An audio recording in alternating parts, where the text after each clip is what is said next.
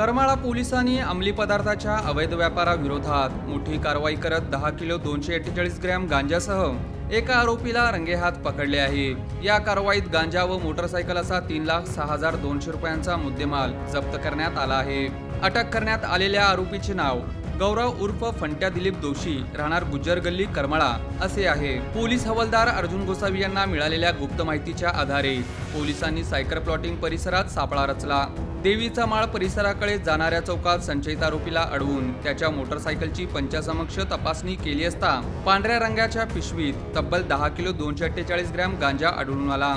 जप्त केलेल्या गांजाची किंमत 2.56 लाख रुपये इतकी आहे, तर मोटरसायकलची किंमत 50,000 रुपये असल्याचे पोलिसांनी सांगितले। आरोपी विरुद्ध NDPS कायद्याअंतर्गत गुन्हा दाखल करण्यात आला असून पुढील तपास पोलीस उपनिरीक्षक संदीप बनकर हे करीत आहेत।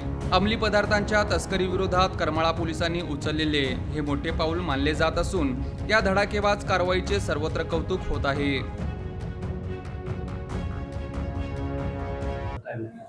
नमस्ते, मी पोलीस निरीक्षक रणजित माने, करमाळा पोलीस ठाणे।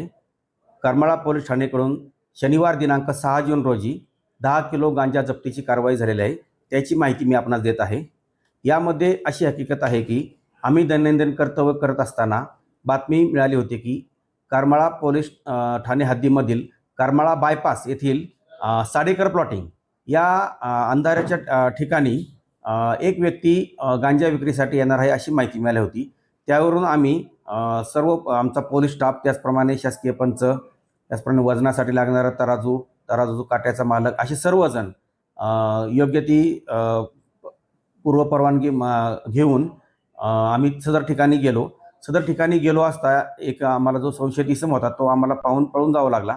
त्याचा पाठलाग करून आम्ही त्याला साधारण देवीचा माळ इथं पकडलेला आहे आणि त्याच्या ताब्यातून साधारण 10 किलो 248 ग्रॅम गांजा जो आहे तो जप्त करण्यात आला आहे। सदर गांजाची किंमत ही 2,56,200 रुपये असून त्या इसमाकडे एक हिरो मेस्ट्रोची स्कूटर आहे ती पण जप्त करण्यात आलेली आहे।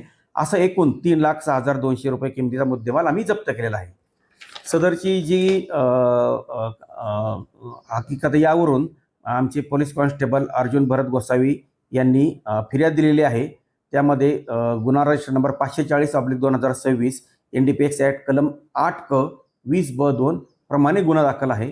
सदर गुन्ह्याचा पुढील तपास हे पोलीस उपनिरीक्षक संदीप बनकर करत आहेत आणि सदरची जी कामगिरी आहे ती आम्ही आमचे पोलीस अधीक्षक sir Shri Atul Kulkarni sir, upper police अधीक्षक श्री विजय काबाडे सर, त्याचप्रमाणे आमचे SDPO सर ज्यांच्याकडे सध्या करमाळा उपविभागात चार्ज आहे असे श्री प्रशांत डगळे सर, आमच्या अंजना कृष्णा VS मॅडम यांच्या मार्गदर्शनाखाली मी स्वतः पोलीस निरीक्षक रणजित माने, पोलीस उपनिरीक्षक संदीप बनकर, पोलीस हवालदार अजित उबाळे, अर्जुन गोसावी, अमोल रणदिल, चेतन पवार, रविराज गटकुळ आणि बापूसाहेब कोकाटे यांनी केलेले आहे।